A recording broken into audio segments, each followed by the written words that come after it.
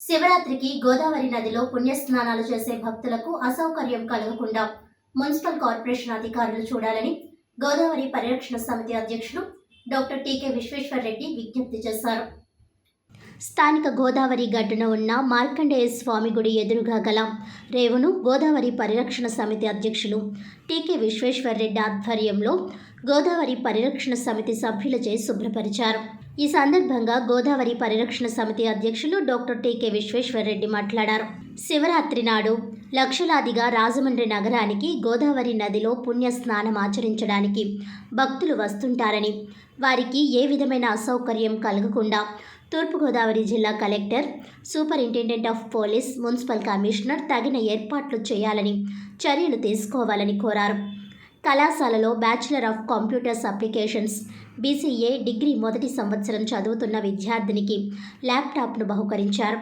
రాజమహేంద్రి మహిళా డిగ్రీ కళాశాల principal MKS Prasad, Godavari పరిరక్షణ సమితి సభ్యులు SPV Reddy, N Apparao, దొంతముల Ram Kumar, NSS వాలంటీర్లు తదితరులు ఈ కార్యక్రమంలో పాల్గొన్నారు.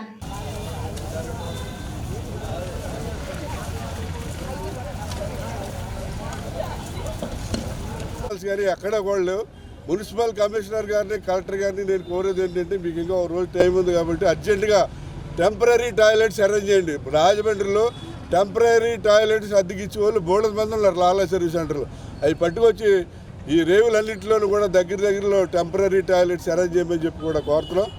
లాస్ట్ ఇయర్ మహాశివరాత్రికి ఈ సెంటర్ డివైడర్లు వేయటం వల్ల పేపర్ మిల్ దగ్గర నుంచి కోట్లింగాల ఈ Rajiv Gandhi park ESI hospital దగ్గర సెంటర్ డివైడర్ వేయటం వల్ల ట్రాఫిక్ విపరీతంగా జామ్ అయిపోయి 10 వరకు పోలీస్ కానిస్టేబుల్లో ఒక SI ఉన్నారు.